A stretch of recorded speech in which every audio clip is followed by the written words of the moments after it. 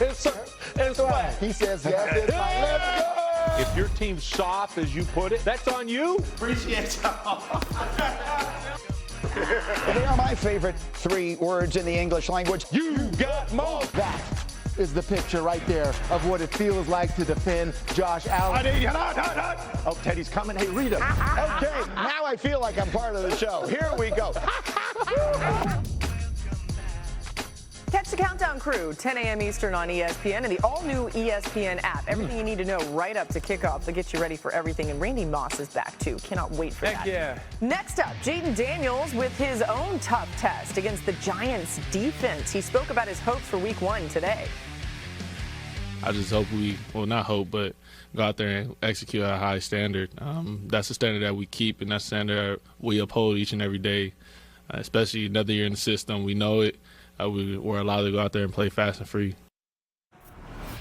Dan, how can this Commanders offense slow down the Giants' rush? Yeah, so one of the things that they do great is their no huddle. And so I think if you're the Commanders, you're trying to see if those 3 defensive stars, Burns, Lawrence, and Abdul Carter, are on the field at the same time. You're thinking quick game, you're thinking running the football, you're thinking max protection, perimeter screens, just to make sure that defensive line doesn't hunt. And then if 2 of those guys in the middle of that no-huddle drive comes off the field because they're tired, then I think you get into a little bit more of your traditional pass game. You're trying to create some of the chunks or some of the Jaden Daniels move stuff. You have to be very strategic. If those 3 pass rushers are on the field, you don't want to make it obvious that you're throwing the football and holding it. It's get the ball quick when they're on there, and then when they're not, then it's the opportunity to create some big passes or plays in your pass game. New on NFL Live, Joe Burrow preparing for Myles Garrett and the Browns defense. Here he is from a moment ago. What they're very good at is making everything that they do look like every other thing that they do. Yeah, you have to get the ball out quick, try to get it out as fast as you can, because those guys up front are coming, and their coach does a good job of sending a pressure here and there that you're not necessarily ready for. They don't pressure us a ton, but when they do, it's usually effective. And I think we're in a good spot of game plan wise of figuring out when and where those are coming from. Phil, Burrow and the Bengals lost to the Browns Week 1, 2023. How do they avoid that this time? Yeah, I do think it's block number 95. I'll get back to that in just a minute here, Laura. But Joe is right. Jim Schwartz, the defensive coordinator for the Browns, has some of the most exotic pressures you'll see in the entire NFL. I'm less concerned about those against Cincinnati because I think Joe is in the conversation, if not the best pre-snap processor of any quarterback in the league. But you better have a plan for Myles Garrett because he himself can be a play-wrecking defender. We have seen that time and again. And Cincinnati's slow starts cannot persist if this team wants to be a serious factor in the AFC this year. We're hearing from quarterbacks all over the league today in anticipation of Week 1 start. Let's get to some more new on NFL Live. Here's CJ Stroud. It's every first game of every year. You're excited to show your talent and the new guys and the new stuff you learn, the new schemes. It's a bunch of different feelings, but yeah, I'm really just excited to play again. I'm tired of watching, so. Yeah, I'm just excited to play. I don't really feel a huge difference, but yeah, just natural jitters and nervousness from just a new season. So. Stroud preparing for that Rams defense. Marcus, what do you be watching for from the Texans offense?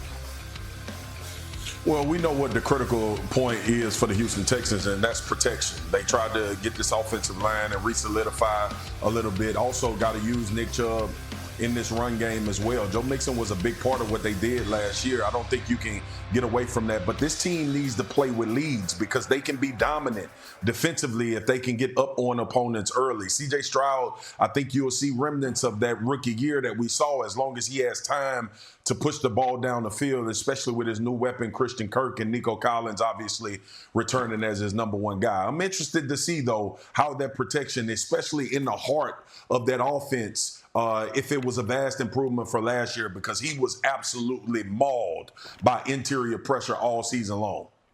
And also speaking this afternoon, Aaron Rodgers, who was asked if there's a little extra motivation playing against his former team. Here's what he said.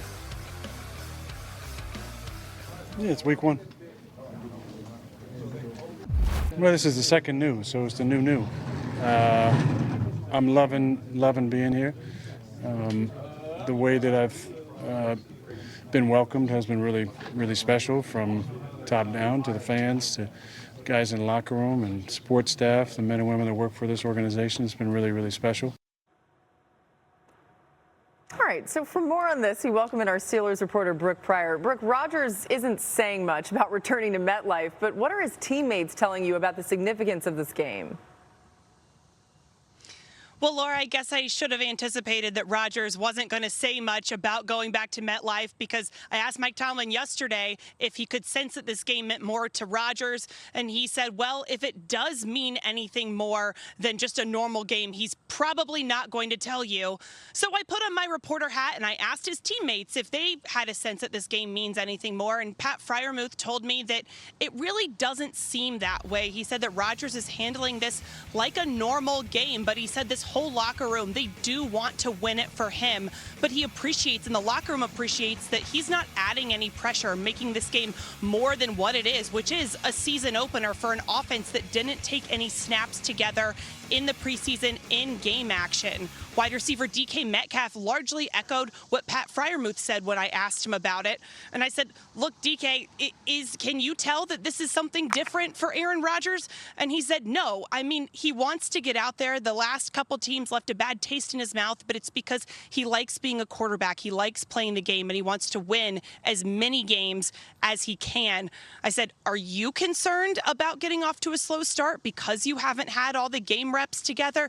And he said, no, not me. That's what everybody else is worried about. Oh, I love it. No worries there. Maybe some fantasy owners paying attention to that as well. Thanks so much to Brooke. We've already heard from all these quarterbacks. Ridiculous. First up, if I said Cam Ward, week 1, #1 overall pick, is going to light up a very good Denver defense. Lewis, is that ridiculous? As much as I love Cam Ward, yeah, that's a little ridiculous. Look, Vance Joseph has got the Denver Broncos defense humming right now. They can rush the passer. They got the best cover corner in the NFL. Cam is going to have a great season. He just is. Just let him have his growing pains. Let him crawl before he walks. Let him walk before he runs. But once he gets running, he will light some people up. It's just not this week. All right, so we start with a younger quarterback. Let's go to an older one. If I said Matthew Stafford is going to throw 3 touchdown passes in the opener against Houston, is that ridiculous? Yeah, that's a little ridiculous. Look, the Houston Texans can rush the passer as well as anyone. They've got a bunch of dogs on that defense. We've been worrying about Matthew Stafford all preseason long as far as the status of his back. Has not played. Look, I think he's another guy. You're going to have to let him ease himself into it. He's right away stepping right into the fire going against the Houston Texans. 3 touchdowns, that's a little much. Yeah, I'll say that's ridiculous. Okay, fair enough. And then last one, Sunday night, Ravens and Bills.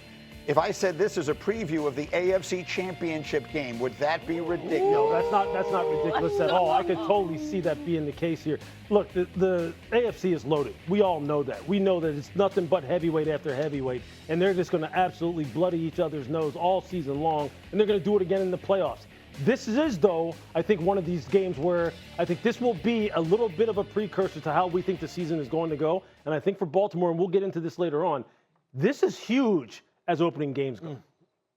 Don't do it later on. Yeah, let's do it now. I forgot it was on the rundown right now, so let's just do it right now then. Yeah. Absolutely. Why is this game so important to the Ravens? I think from a mental standpoint, this team was devastated the way they lost to Buffalo last year. Devastated. I mean, from Mark Andrews to Lamar Jackson himself.